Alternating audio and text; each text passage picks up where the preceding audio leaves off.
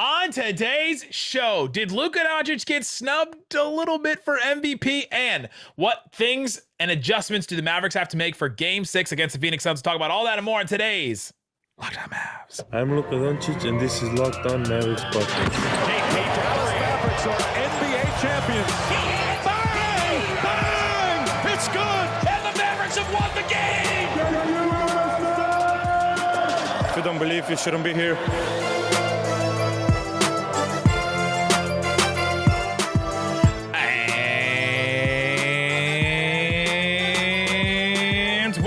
You're locked on to the Dallas Mavericks. My name is Nick Angstadt, media member and NBA channel manager for the Locked On Podcast Network. Thanks for making Locked On Mavs your first listen every day. We are free and available on all platforms, including YouTube, where you can subscribe to the show. And the best way to help us grow, even if you're a Suns fan, is to comment anything below.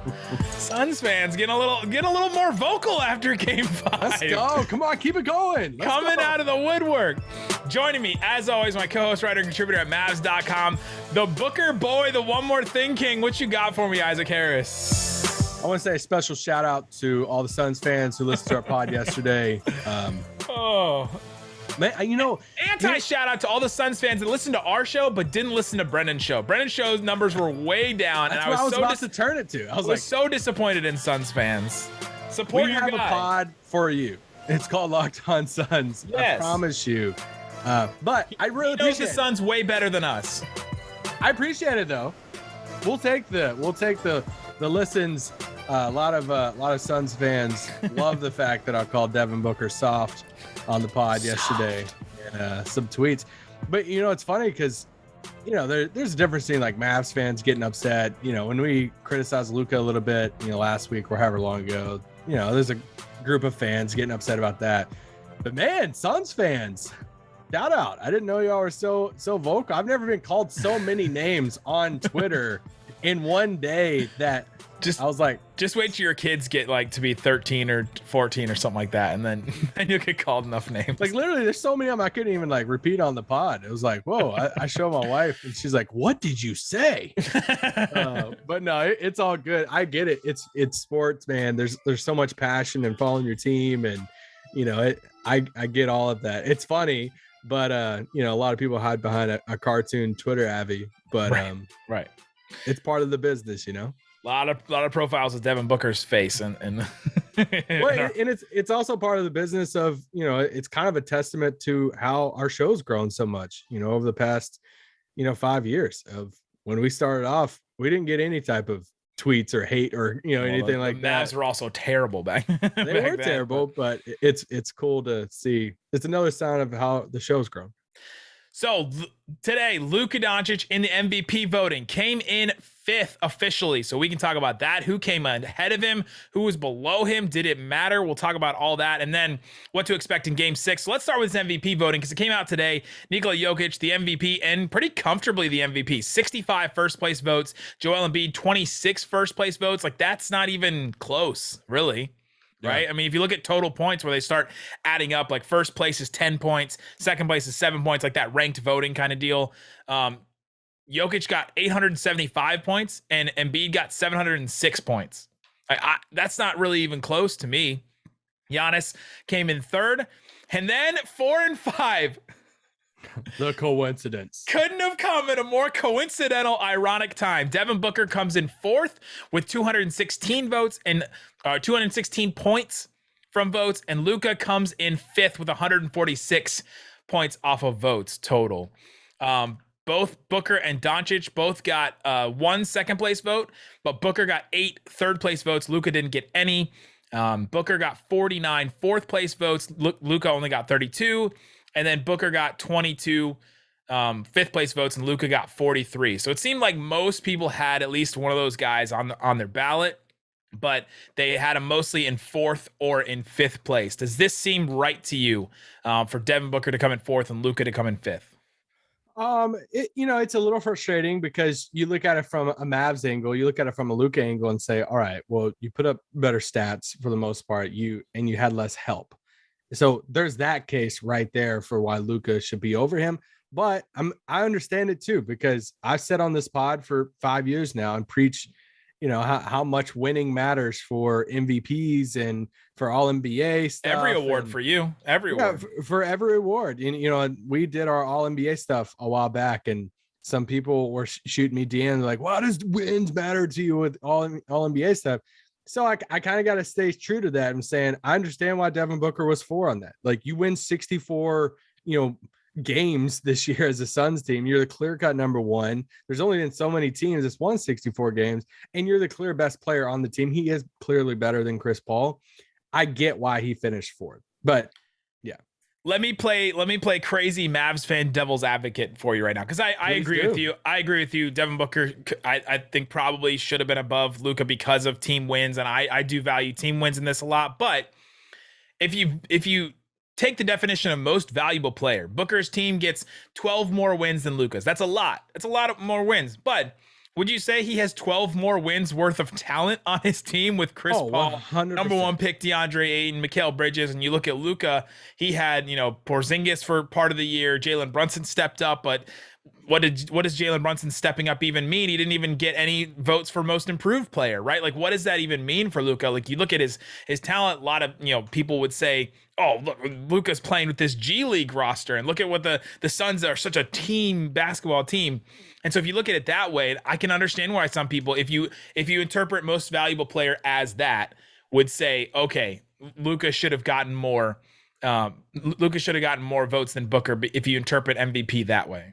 For sure. I mean, that's the reason why Jokic, obviously Jokic had a lot of statistical reasons why he won the award, but that was a big part of his narrative too, of, hey, he didn't have Jamal Murray, didn't have Michael Porter Jr. And, right. He still carried that team to the playoffs and stuff. So I get it. I'm here with you all. I was just saying, I understand it. I would be more mad on today's pod if Jason Tatum was over Luka.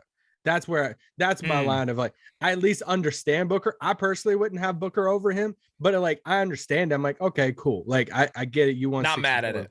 Not mad at it. Not whining, not complaining, not bitching about it, right? Like,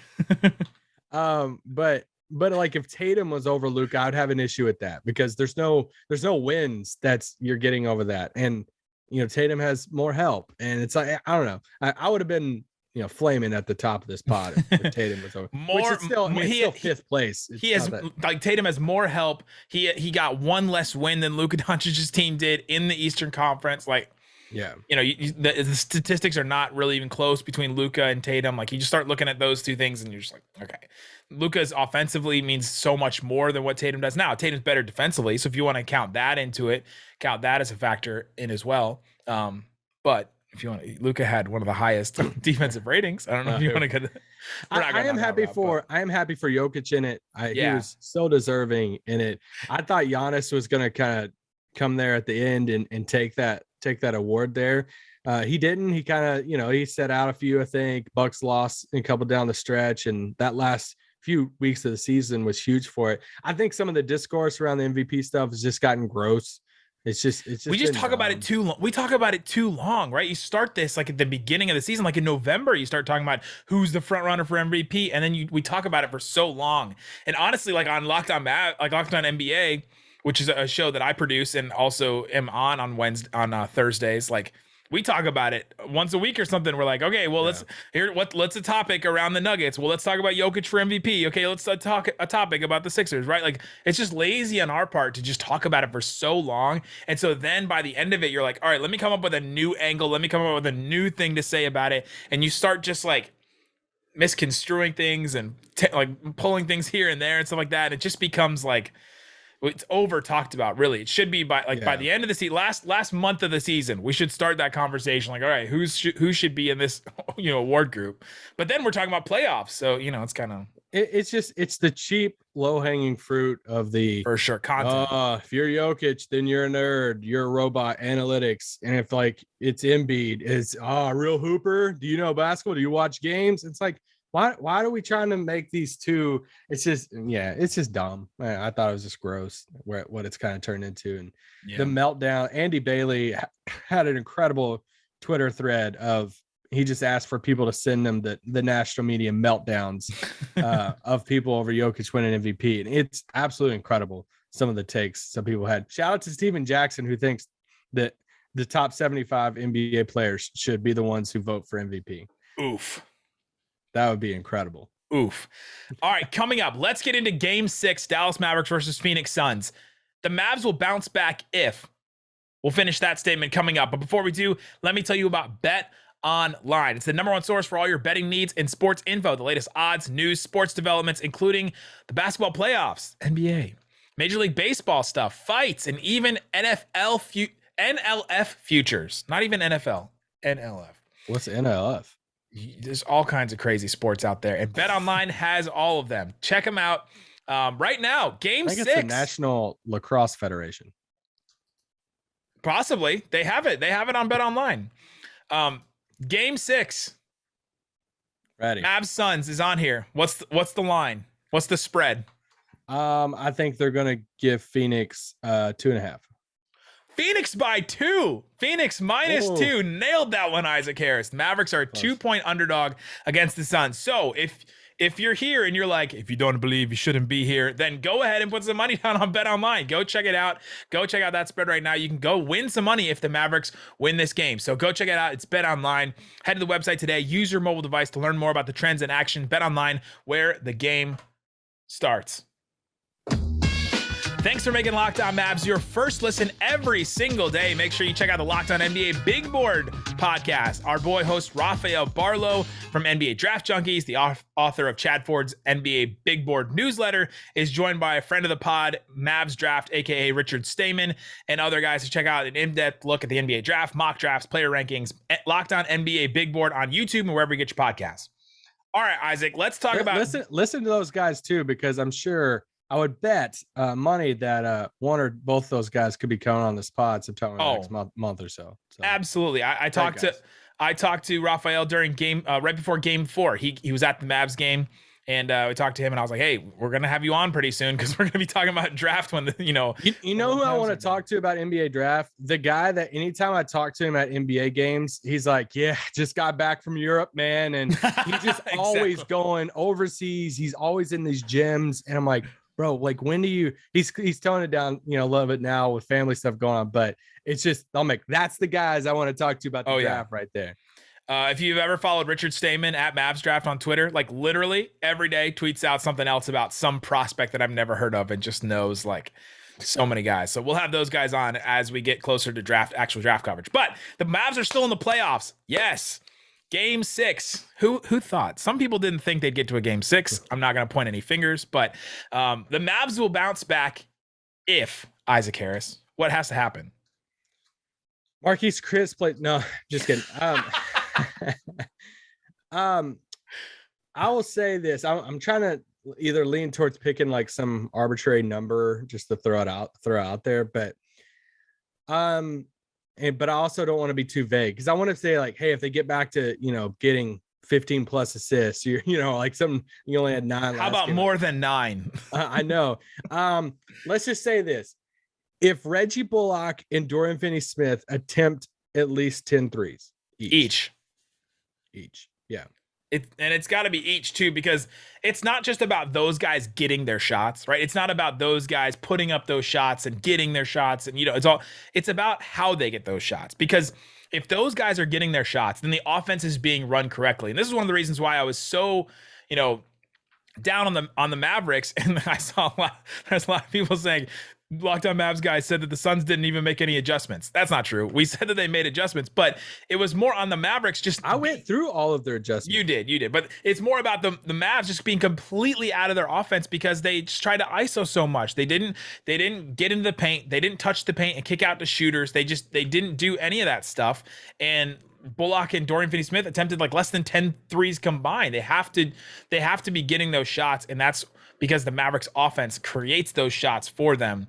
And that's why it's so key for the Mavericks to get those guys those shots, because that's when the offense is working well. Yeah, I thought, I'm sure some of you guys listened to our good friend Jonathan Sharks on Bill Simmons' pod today. And he talked Mavs Suns, and he was talking about this point that we all watched the other night in that Game 5 of Phoenix was just like, hey, we want you to play ISO ball. We want you, Luka. We want you, Jalen Brunson. Y'all can ISO it out and be on the island and try to do your thing. but we want to cut off these passing lanes. We want to try to take out the 3-point attempts from Reggie, Dorian, Max, and these guys. And make you settle.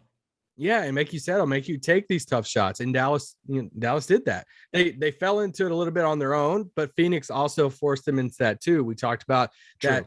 The tricky, the timely double that they were doing on Luka and showing the double, but not fully committing to the double and staying at home on Dorian and Reggie. Some of these guys, they had a great game plan, great adjustments on Phoenix's part, but Dallas has to find ways to get their shooters shots and get them open. They have to find ways to continue getting into the paint. JB and Luka attack. And then when you're attacking, that's when it's going to open up the lane. They're going to have to close in at the rim if you're going to attack the rim and then kick it out to the 3-pointer.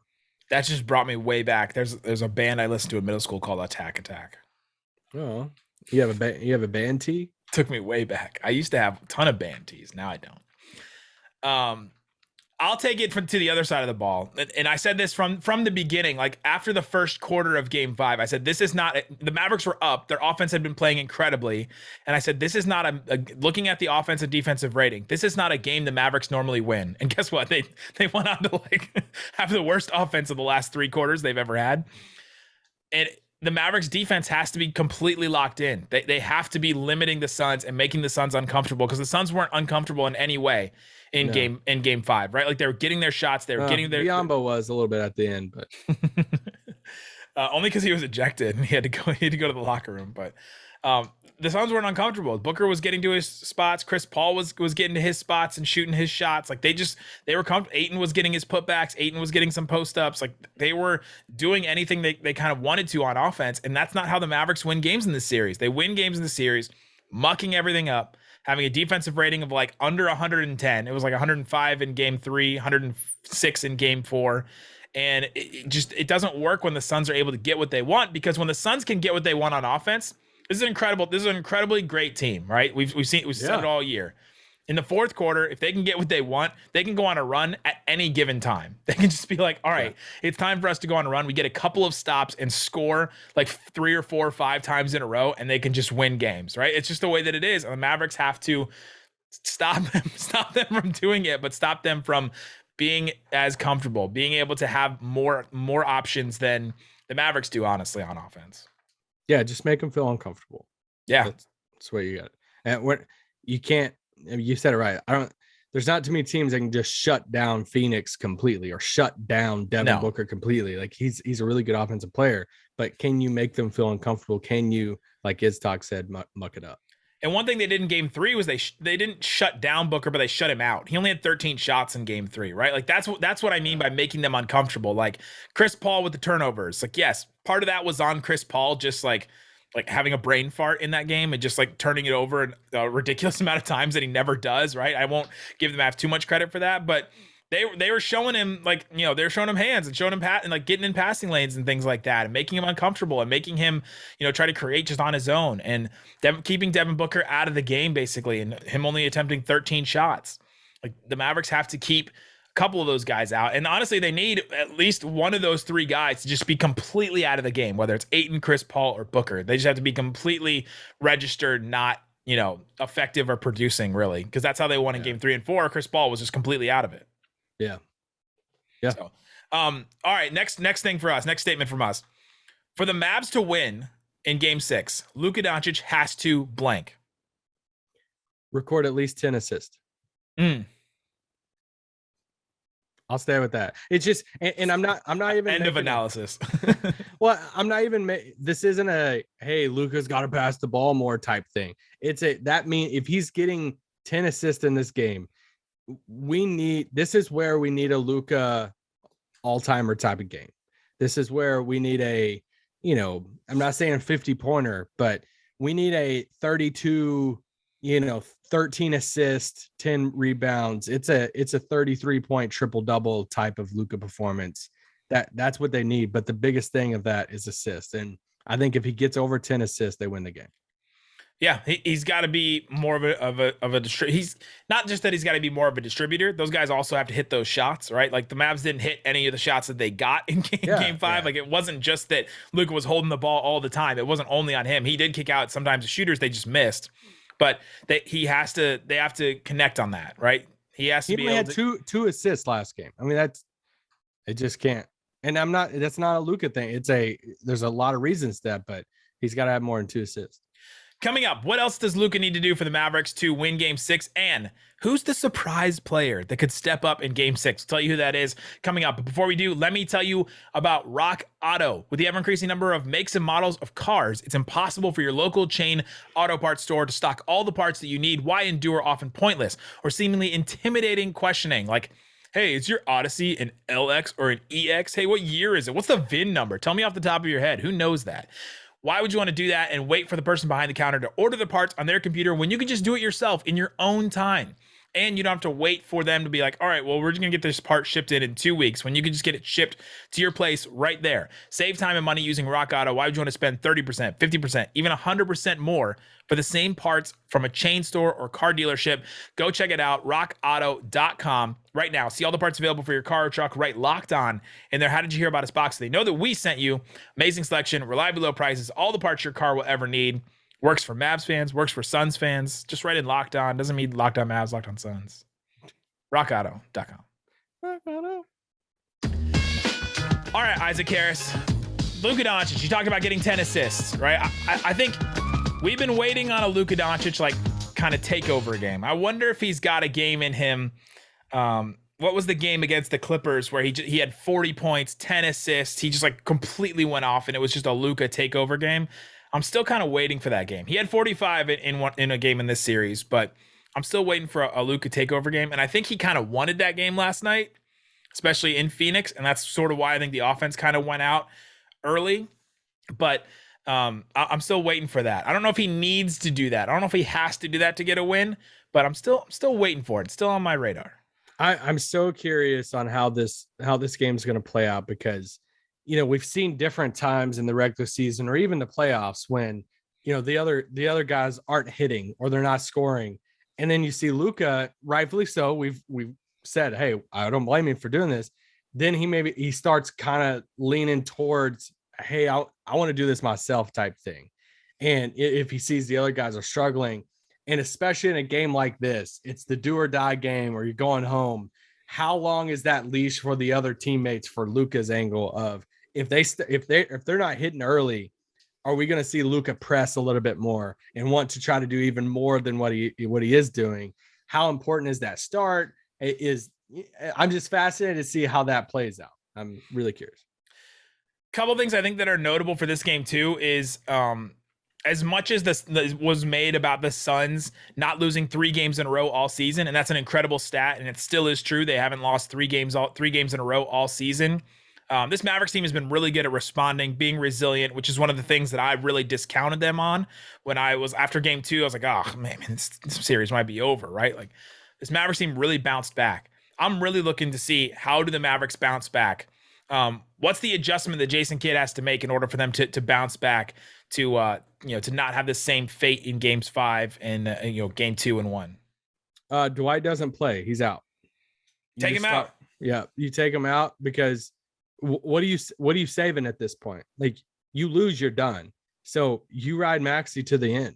It's like if there's a game that Maxey plays 40 minutes and you just press it when he should be playing like 32 minutes, it's this game. You start Maxey from the start. And when Maxey has to come out, you run Dorian at the 5, and it's Dorian and Berton's front court. And you're going to see Dorian might play every single minute of this game. So I think Dwight doesn't play at all, and you just embrace those lineups, and there you go. So you disagree with us yesterday that Dwight wasn't a big problem. I'm just saying, what's the other big adjustment to make? I don't know what I mean. That's the only adjustment of. Yeah, I mean, Dwight only played 8 minutes yesterday, but we said he was just a -4 in 8 minutes. He wasn't like, a 30-point loss, in those 8 minutes there. But I think just everything like that's your adjustment going into game 6. I don't think you play around with trying to spot start Dwight for 4 minutes to start each half.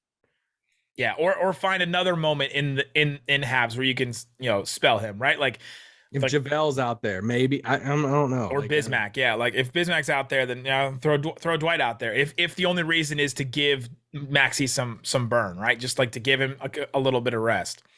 That's an adjustment the Mavericks can make. And then there's like tactical things that they can make, right? That they got to do more stuff where it's the dribble handoff stuff where you're getting the ball in movement. That stuff that they've been doing with Jalen Brunson a lot this year. They've done it with Luka a fair amount, not a ton, but it like the stuff where it's just Luka one-on-one against somebody. Like the Suns defense and their team defense is too locked in for them to give up as much stuff as they did in games 3 and 4. The Mavs caught them off guard in game 3, I thought, with that.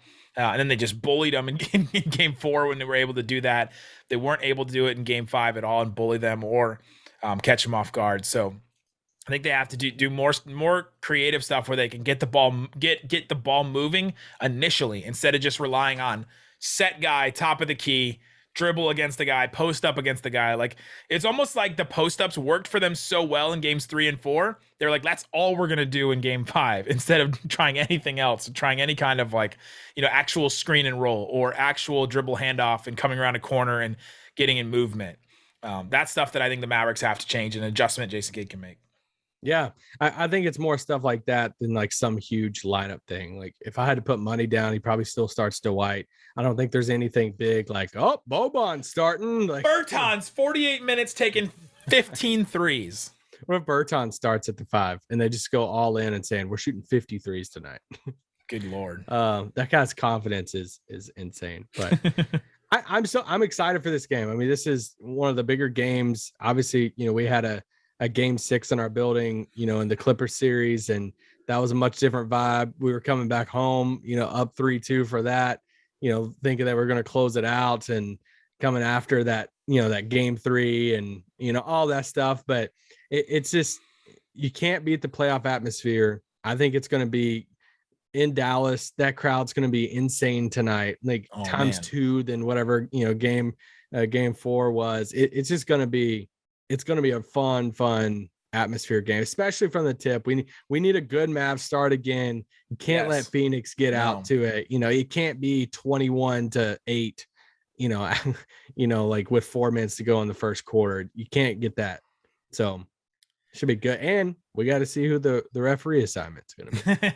That's a big deal, apparently. Was Foster, is he? I don't think he worked tonight, right? Yeah, Bananas Foster was not working. Last one from us. The surprise player to step up in game 6. I'm going out on a limb. I know we called it in game 5 and said, hey, it's over. This is Spencer Dinwiddie's game. I'm calling it. I'm calling my shot. Come on, Dinwiddie. Oh my God. Bitcoin is rising. Cryptocurrency is through the roof. Spencer Dinwiddie will have at least 18 points and 5 assists in game 6. Calling it. It's on the record. I'm here. I'm ready for the Dinwiddie game. I hope either way somebody clips that to where if he goes out and he puts up like terrible. 4 points. Or Jason Kidd DNP CDs him. Oh my gosh, that's like the big adjustment. Trey Burke plays over him or something. They need him, right? Like they just need, he has been a 0 in this series. We talked about his stats last series where he wasn't efficient, but he was producing in the Jazz series. This series, he hasn't even been producing in it. He's just kind of been filling up some minutes, spelling Brunson a little bit, spelling Luka a little bit. He just hasn't been there. And so I think the Mavericks need a game from Dinwiddie because they're running out of some other options. They definitely need it, whether it happens or not. That's a different. This is kind of a cop-out answer because it's not a random role player. I think JB has his best game of the series. Let's go. I think Brunson puts up like 28 or 30, and he has like 8 assists, and he's posting up Chris Paul. He's hitting that mid-range jumper. He hits a couple threes in this game. We've talked about him playing on the biggest, huge stage before. College is obviously different than NBA, but if I'm picking a guy out there that I think is going to be up for the moment outside of Luka, I think it's going to be JB. So, or at least I'm like crossing my fingers and everything, hoping. We're hopeful. Let us know in the comments what you guys think. What's the adjustment that needs to be made for game 6? What do you think is the player that's going to step up in game 6? Who's the one that's going to be like, okay, Dorian and Maxey have both had playoff games. So they went 8 of 11, 8 of 12 from 3. Who's that guy in the series? Let us know in the comments, guys. And I want to say this one more thing. I just want to send this as a reminder. No matter what happens tonight, this season was a success. Yes. And just to throw it out there of like, hey, y'all weren't saying that before you lost this game. And it's like, no, actually we were. Like, we said it before the series started. We're going to say it right now, even before game 6 even happens, that no matter what happens, the goal for this team this year was to win a first round series. And not only did they do that, they took the best team in the league, 64-win team, to at least 6 games, possibly 7 games. And it's like, you beat them at least twice. And it's like, it's not like you even got swept either. So I just want to throw that out there that it's exciting. If they lose tonight, we're going to be bummed, and it's going to be like, dang, man, the season's over. But there's a lot to be excited about too at the same time. So be there. If you have tickets, get there early. Don't play around with it and play around with traffic, everything. We need this place rocking tonight, right at tip off. Good morning, Isaac. Guys, thanks so much for making Locked On Mavs your first listen every day. We will be back with a post game after game 6, win or lose. Now make your second listen Locked On NBA with me and Pat the Designer on there today. Locked On experts covering the biggest stories around the NBA Monday through Friday in 30 minutes, free and available wherever you get your podcast. That's Locked On NBA. Guys, thanks so much for listening to Locked On Mavs. Peace out. Boom.